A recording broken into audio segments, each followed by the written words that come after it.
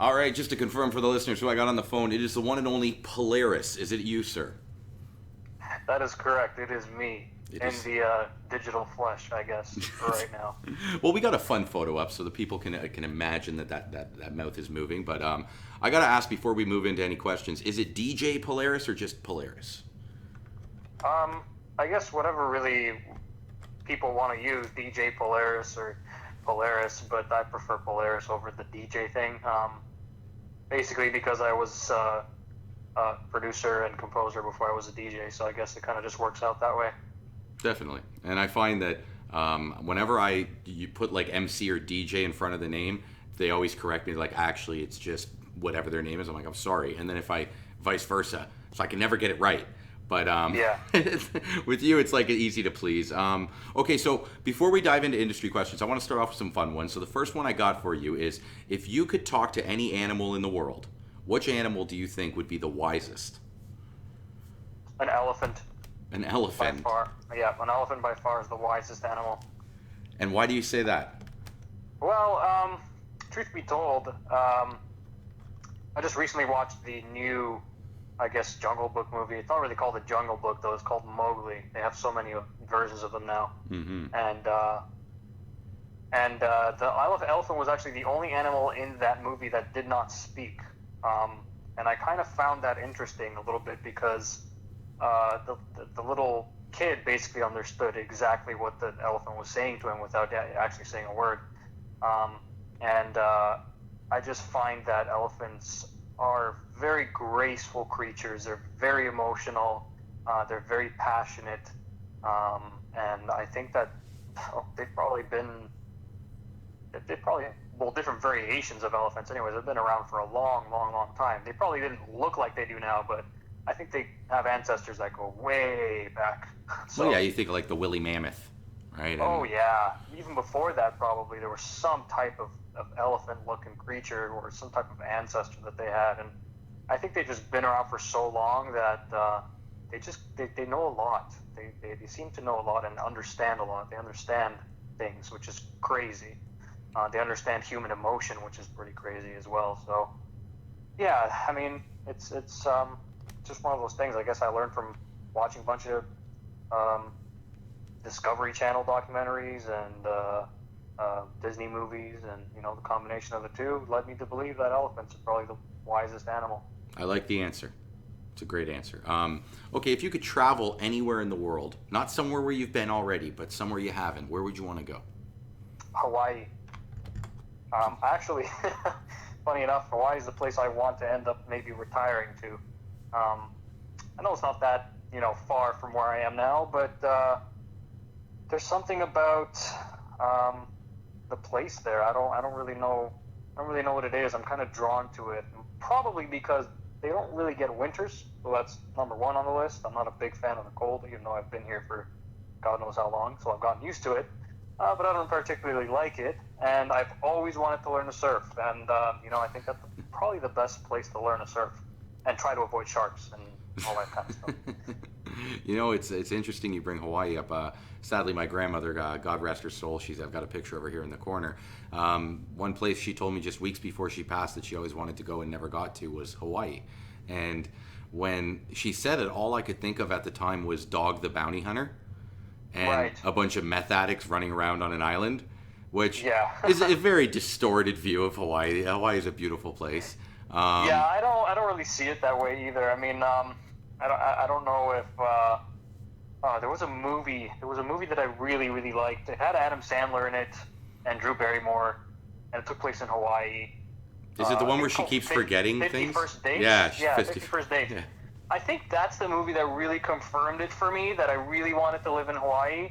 And maybe this is just because they, Hollywoodized the entire thing. But, I mean, the characters in the movie really didn't have a big house or a nice car or anything like that. But it really seemed like a nice, awesome place to kind of just relax and kind of like retire in. So, I mean, I wouldn't mind maybe opening up a little studio there, or maybe, who knows, like a motorcycle shop or something small, and just doing things on the side. But, yeah, I don't know.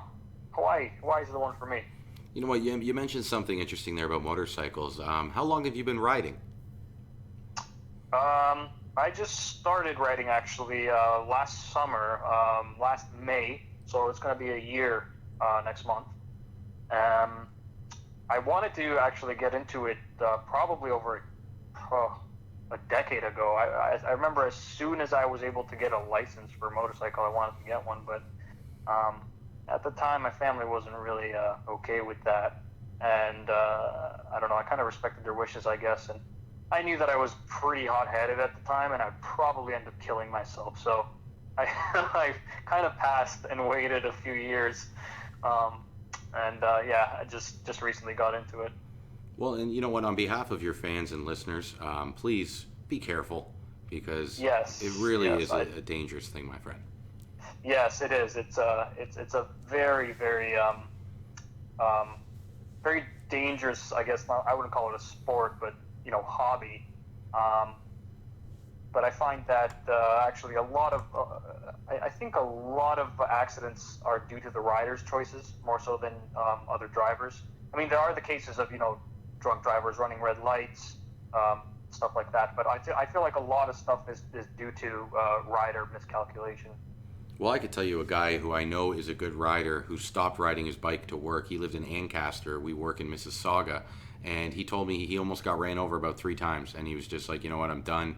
It's they don't see you. I personally, as a driver, have never had that happen. I'm a very cautious person, I guess.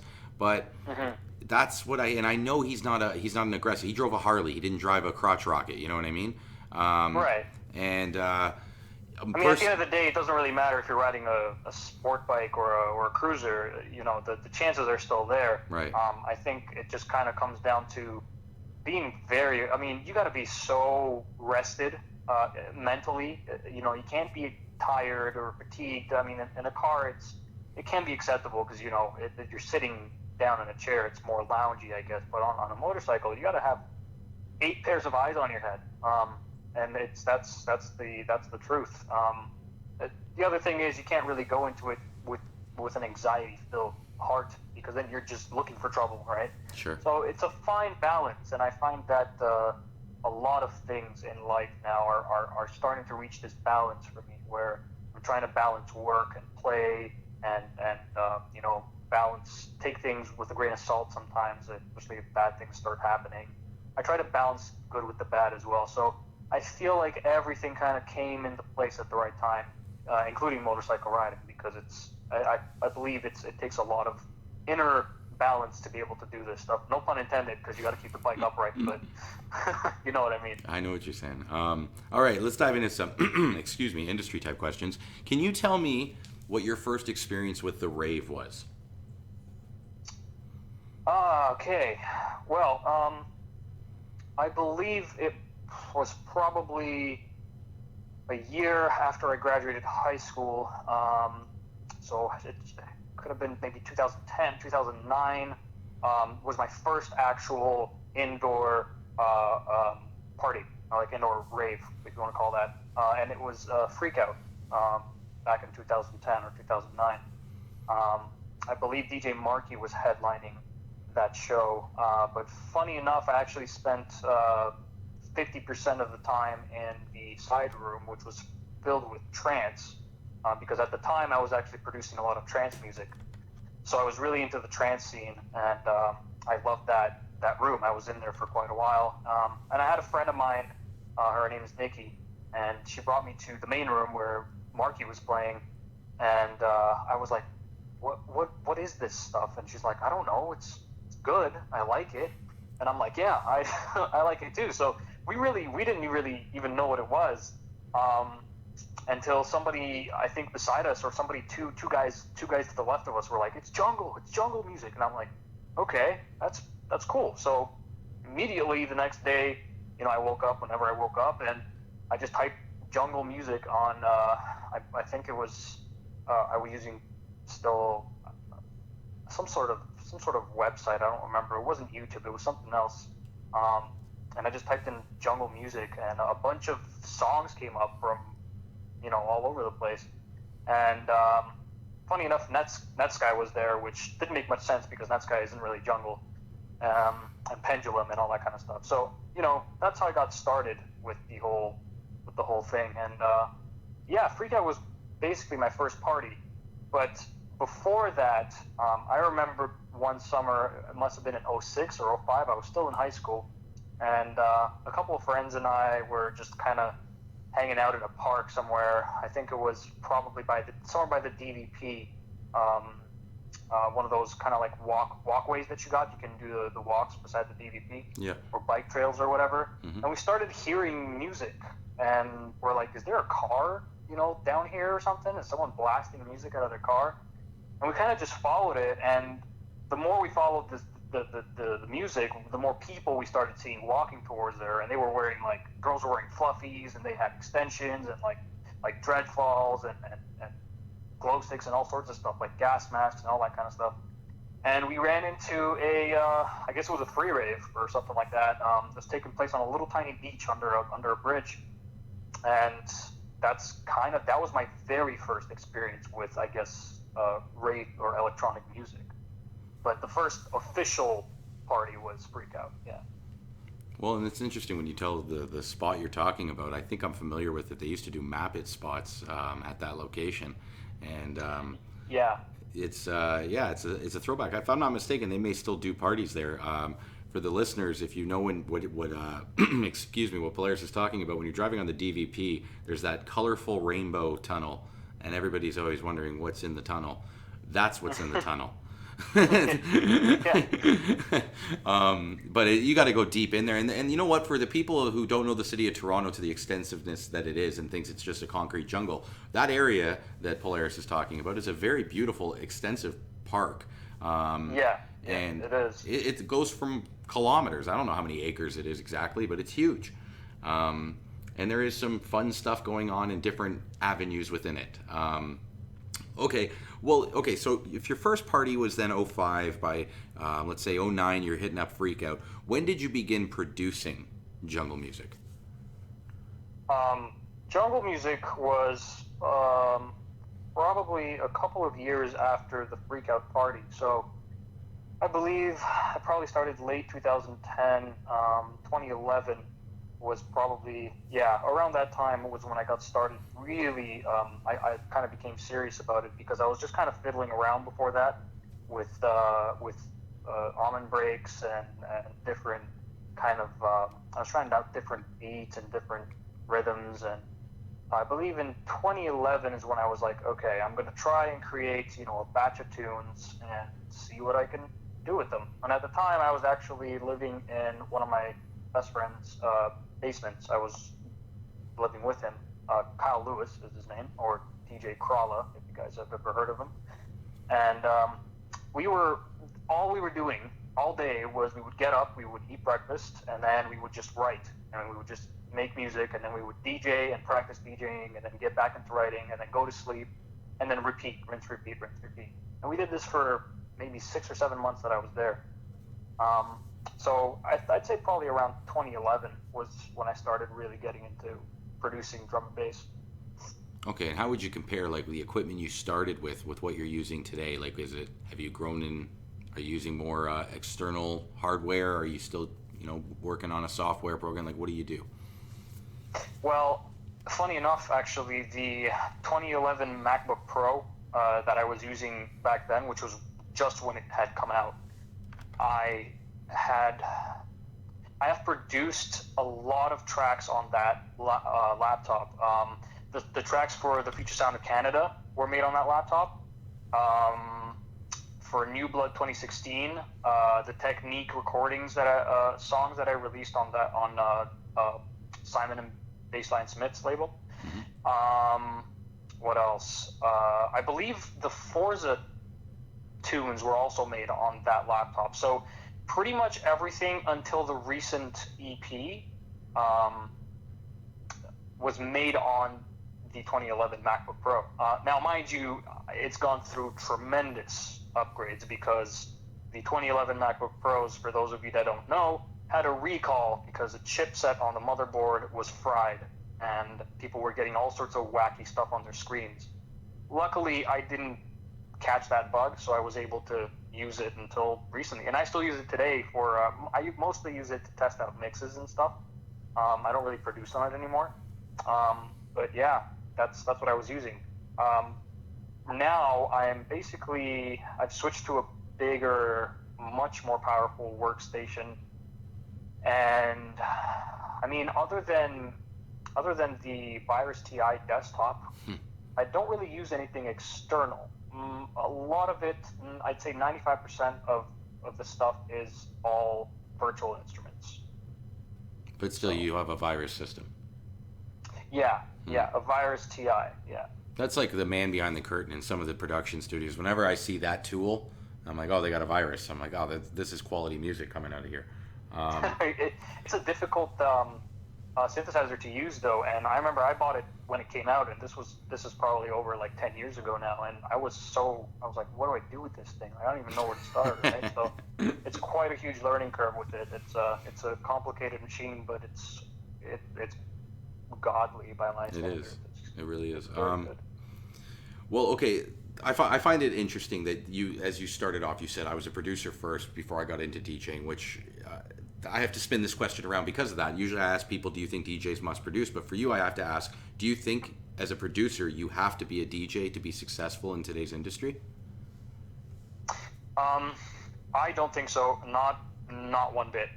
There are so many different types of producers out there. I mean, you could produce tracks for commercials.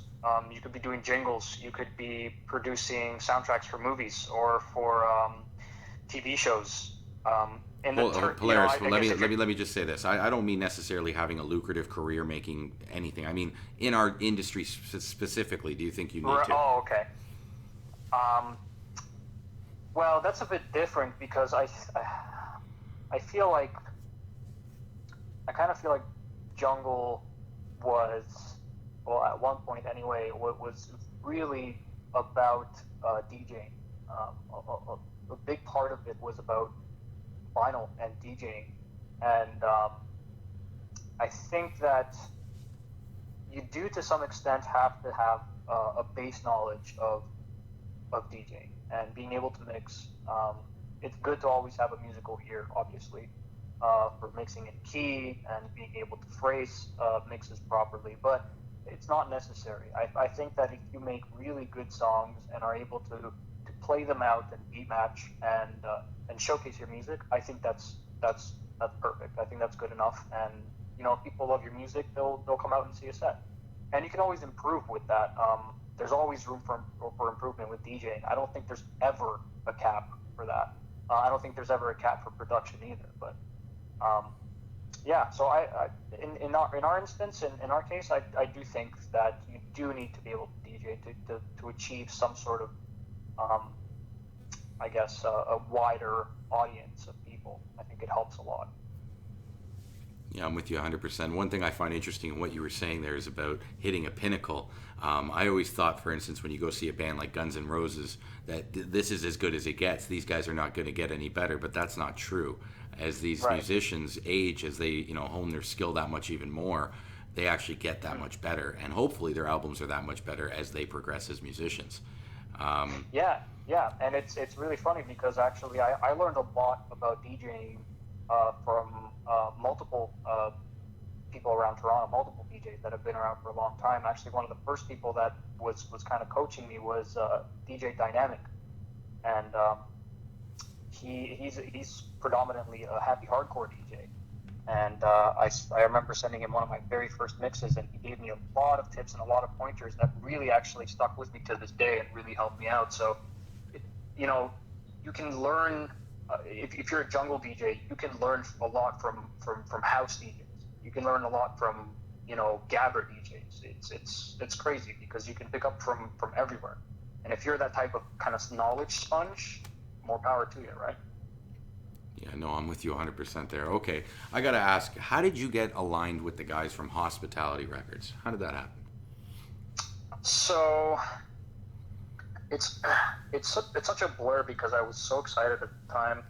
I think what had happened was Mr. Chris Goss came down to Toronto, and he was, I don't know exactly why he was down here, but it must have been sometime in 2013 or 2014. And he came down and he was here for a couple of days. And for those of you that don't know, Chris Goss is um, basically like the other half of Hospital Records. It's Tony Coleman, aka London Electricity, and then Chris Goss. They both own Hospital Records and Med School Music, respectively. So he came down with, I believe it was his daughter, and there was a show that someone was throwing that party. I believe it might have been Last Planet, or I don't know. It was a jungle party, anyways, and it wasn't big or anything. It must have been like, I don't know, capacity of like 50 people, just like a small thing. And Mr. Brown, James, he actually invited me to come out, and he's like, you should come out and meet Chris because he's from Hospital, and you know, from what you've produced so far, your sound kind of meets that criteria. And so I, you know, it must have been like the middle of January. It was freezing cold. It was probably like right after one of the biggest snowstorms that we had at that point. And I was like, fuck it, I'm going. And I made my way down there. I met him. We had a few words. We talked for a little bit. He gave me his business card with his email. And we sent a few emails back and forth shortly after that for the next couple of weeks. And I think then we kind of just stopped talking for a while. So spring came and it passed, and then summer came, and I believe it was Tom Mullet, who was the CEO of Med School Music at the time. I'm not, don't quote me on that though, I'm not exactly sure, I don't want to offend anybody here, but Tom Mullet had reached out to me and said, hey, would you like to be on the Med School New Blood 2016 album? And this was a compilation album of, you know, new sounds, new producers. And I'm like, of course, you know, why not? Prior to that, I hadn't released on anything, any label. So I was like, sure, of course, I'd love to. And I I gave him the track called Found You, which is actually a pretty unknown track. I don't think a lot of people know about this tune because it came out so early on. And they ended up sticking that on the compilation album. And then I believe it might have been June 2016. That summer, I was approached by London Electricity and Chris Goss through an email, and I believe Mr. Brown was CC'd in that email, so he had been in touch with them prior, and they were thinking of putting together the Future Sound of Canada, and they were looking for producers from Canada. And since I had already kind of did the med school thing, they asked if I wanted to be on the Future Sound of Canada, and I was like, hell yes. And shortly after that, they also asked about Schematic, and so we got Schematic involved, and then Stranger and Gremlins as well. So, and Leverage came on from BC, which is awesome. So, yeah, we had the five of us were on that album afterwards. That's awesome, man. Okay, what kind of advice could you give maybe to other producers, up and comers that want to get that kind of alignment or help with distribution and commercial success? It's really, really tough. I've been working at music since I was a very, very young kid. So my parents put me through classical training when I was 5 years old, and I did the Royal Conservatory of Music training here in Toronto up to grade 9, I believe, or it might have been grade 10. So I think the most important thing is if you really are serious about music, you should try your best to polish your skills, whatever it may be.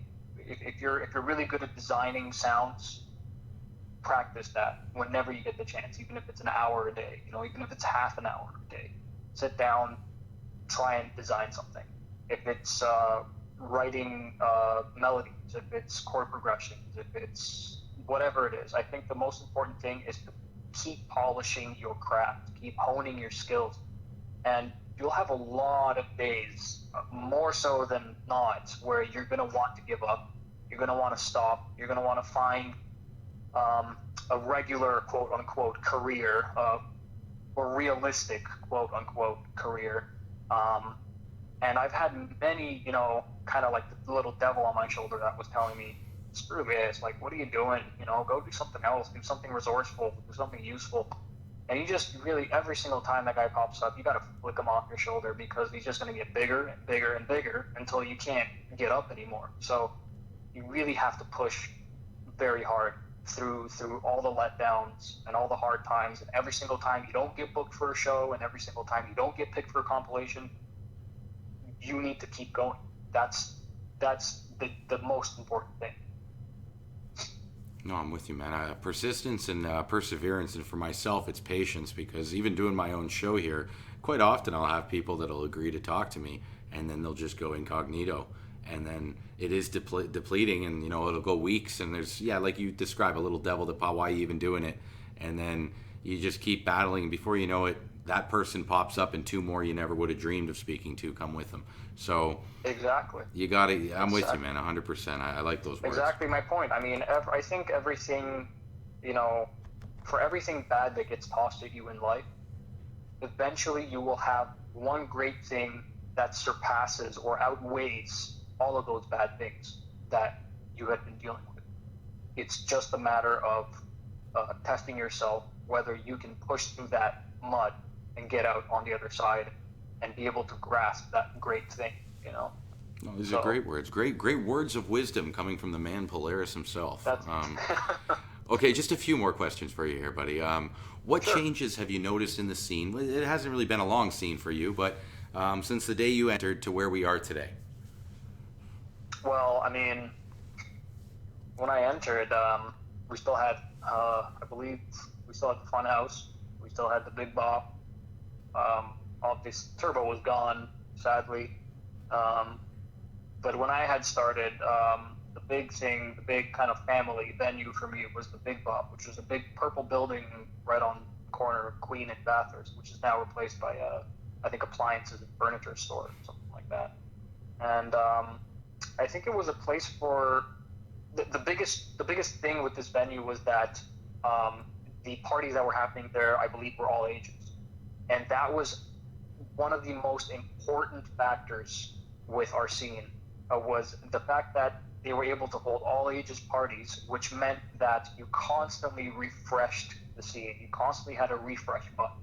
There were constantly new faces and people discovering jungle and drum and bass and just rave music in general.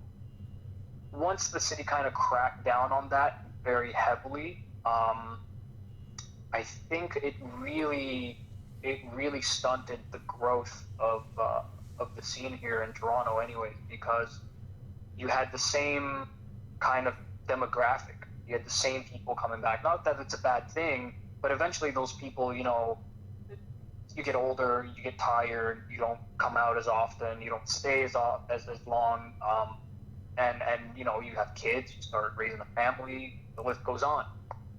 But there's a blockage because there's no new blood. There aren't any new faces coming in. And it's hard to get 19 plus kids to come to these parties because they're already by that point in college. And I guess in today's days, college is really more about different types of music. Maybe I don't know. I think a lot of stuff, like a lot of hip hop is going on, and a lot of like trap, and a lot of house music and pop music and stuff you hear on the radio. But which is another point, I need to make, is that we don't actually have like a 12-hour radio station that runs drum and bass, which I think is pretty crucial as well. But I think the biggest factor was probably the age restriction, and I know a lot of risk comes with throwing all ages parties because you're younger and there's more liability. But as much risk as that brings, I think it's so important to be able to have those parties still. So. Well, and one thing I'll say, I agree with you 100%, Mr. Polaris. I don't know if you've listened to previous shows where I've talked about this. You've pretty much echoed things I've said about Yes. the liability issues, and that all ages is the future of our scene.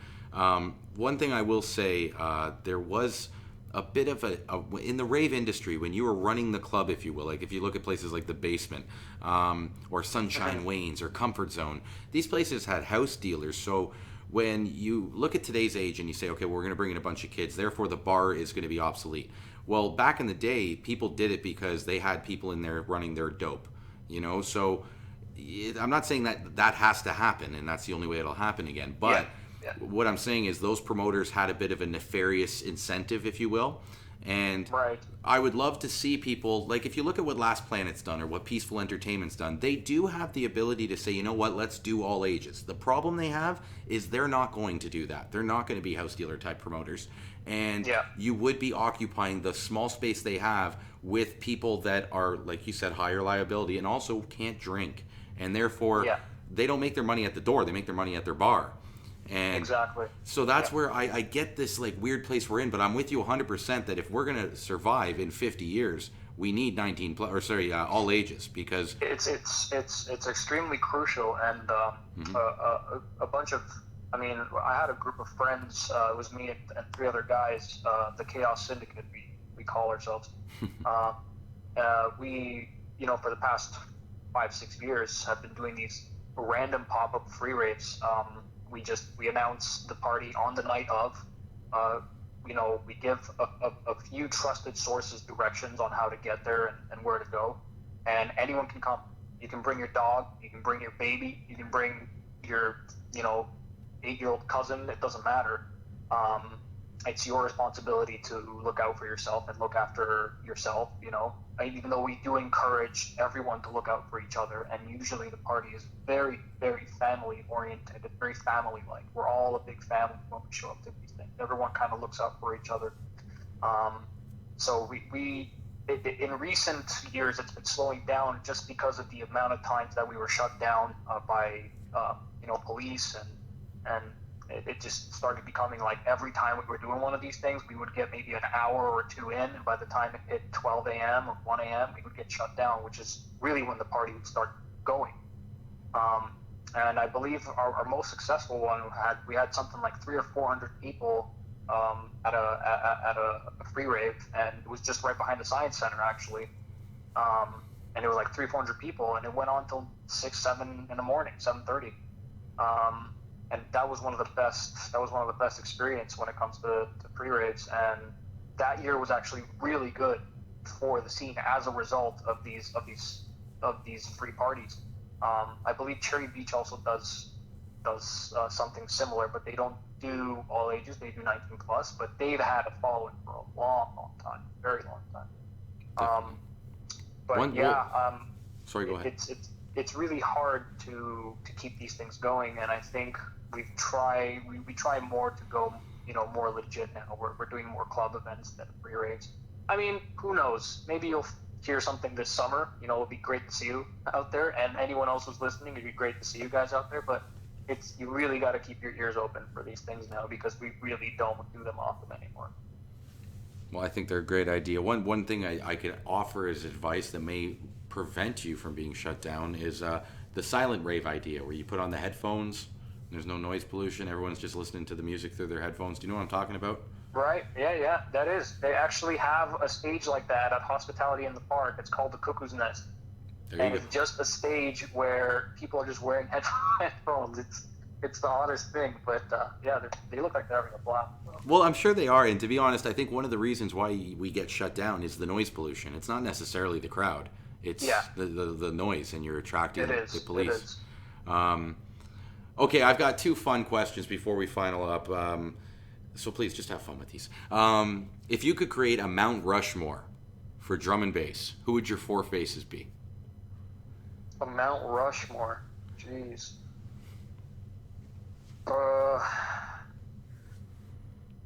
And this comes for production, or are we talking about DJs? Anything, man. It could be promoters, DJs, MCs, and I'll tell you, it's funny. Some guys are like, okay, we got to do 5 different Mount Rushmores. One's for producers, one for, oh my God, do whatever you want, man. This shit ain't set in stone, no pun intended. But, have fun with it, man. If you think that they should all be producers, if there should be an MC, a producer, a DJ, a promoter, whatever. I think producer-wise, probably the top of my list would be guys like Seba, Naibu, Alaska. Who else? I mean, Technomatic is just, I've always been a fan of those guys and their atmosphere, their ability to make liquid drum and bass into such like a dance floor thing. I think their ability to do that over the years has been insane, and I think it's inspired a lot of other young producers to be doing the same thing. As far as DJs go, I mean, like, I'm gonna sound like a total and complete fanboy here, but Andy C. That's my number one guy is Andy C. And I remember I used to watch videos on YouTube back in like 2011, 2012 of Andy C. And these were like EDC videos, I believe. And I used to just watch these 15-minute videos of his mixes for like hours, and I would go back and study like everything that he tried to do on a mixer, and like the way he would double drop certain tracks and then have a third one come in, and trying to grasp the whole concept and wrap my mind around it. I remember sitting at like 3 in the morning watching these videos. So Andy C would probably be one of them. You know, Friction is an amazing DJ. I remember he played here at Nest, and he completely blew me out of the water. Like this guy can DJ really, really well. He won, I remember, the year he was first in the scene. He was best up and comer or whatever, and since then I think he's won best DJ a few times. Really? Yeah. Crazy. He came up same year as X-Men, and I remember it was the year of Friction and X-Men, and I was like, who are these guys? And to this day, it's like, yeah, you know those guys. That's awesome. Yeah, Friction, Randall. I mean, just pure grit with that guy. It's crazy. I mean, Andy C looks up to Randall, you know. So Randall's one of my guys as well. He's absolutely phenomenal and vital to the scene in general. But yeah, I think that would be my list. You need one more. You got to give me one more DJ. One more DJ. Let me see here. Book him. Yes. That's a great answer. For sure, book him. I've seen him twice here, thanks to Master Lab, and yeah, he's out of this world. He mixes a lot of tunes that have a lot of brass tunes, trumpets and saxophones and stuff like that. And it's so good. It's unbelievable. Goldie's great too. I've seen Goldie a couple of times, and he's awesome too. But when he DJs, I feel like he puts on. It's not a set. It's like it's a show. You know, he showcases tunes. He puts on a show, like an orchestrated thing. So he's a very different kind of DJ, in my opinion. I get you. But going back to Bookham, I had the pleasure of talking to Aphrodite the other day, and for the question of the four, wicked! I wish. For the question of the Four Faces, he actually put up LTJ Bookham, and he from Aphrodite, to me one of the godfathers himself. He said LTJ Bookham was pretty much the man who invented jungle. He said, you know, it was acid house and hardcore until he came in with that bass line that basically got people to start moving on the half step. And he's like, yeah. So you take LTJ Bookham's bass out, and you had no drum and bass yet. So I don't know if people are familiar with how entrenched and embedded and how much he has to do with the sound that we enjoy today. And I said, I think one of the reasons why he does get somewhat shafted is he's from a different area than everyone else we listen to. That's the only logic I can put to it, because everyone else is from the southwest area, whereas he's more from the north. And that's the only logic I can have. Otherwise, I don't know why we don't see him more often over here.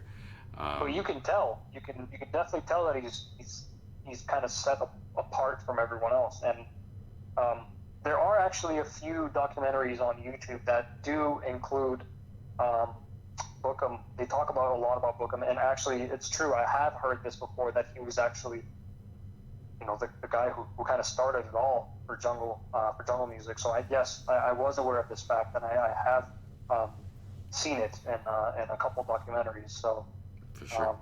Thanks for reminding me of that, by the way. I'm probably going to share a couple of those videos. No problemo, man. And the final question I've got for you is my infamous vault question. If you could put 5 items in a vault that would encapsulate our jungle culture, what would those 5 items be? 5 items in a vault. Now let me give you the vault is huge. You can put whole cities, whole countries, People have put the whole country of England in there. You could throw in any persons. Um, Earlier, you said some stuff about the people coming out of the pit, and you named just a bunch of stuff that I would have put in the vault: the gas mask, the glow sticks, the extensions on the hair, the funny fur clothing, or what would they call fun fur. yeah. But obviously, you can no longer put any of those items in the vault, but that's what I'm talking about. I think, well, what I'm going to start off with is probably, since, you know, it's kind of like a rest in peace deal right now, but the sound system that was at Timeless Okay. would probably be one of the first things that goes in there. It's a great sound system. Pardon? It's a great sound system. It is, and we worked the crap out of it those last few nights, the last few times we were there. The next thing that I'd put in there would probably be the original vinyl cut of Valley of the Shadows. Okay. I think that's the next thing I put in there.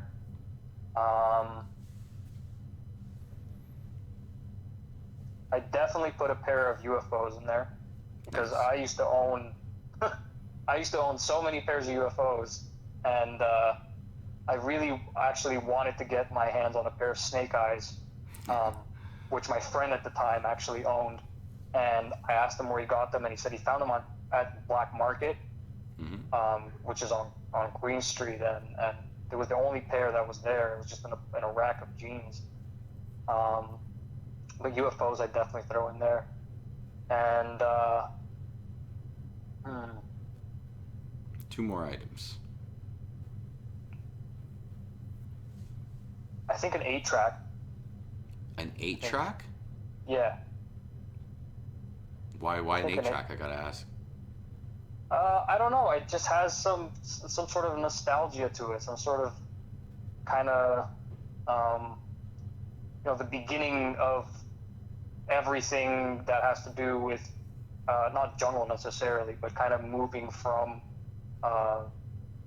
using like conventional I wouldn't want to say conventional instruments, but instruments like trumpets and pianos and to moving into more sort of like a digital / analog age of music.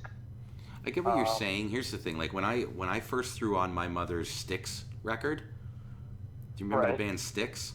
Yes. They had a song called "The Grand Illusion," and it was very synthy. Like it was like do zap zap. Like it was a lot of synthetic sounds going on. So the records did have. I get what you're saying though. Like it was with the cartridge era came a lot more synthetic sound. I think that's what you're saying, right? Yeah. And I think it's a distinguishable sound. I get where you're coming from.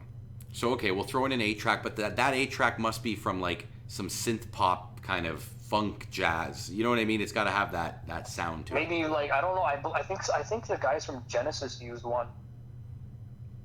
I'm not too sure, but there was a group or a bunch of groups actually probably that used them. And I'd probably try to find, or this is multiple items, but it would fit into one thing in my head. It kind of fits into a suitcase. But I mean, if we're talking about from today's day, I would try and find every single VHS tape cassette recording of Toronto, jungle parties from the early 90s to late 90s, early 2000s. And I'd put them all in a bag or a suitcase and zip it up and put it in there. Yeah, and I'd hope that somebody would burn it so that you don't see any videos of me while I'm tweaked out on pills and when I'm 15 at a party.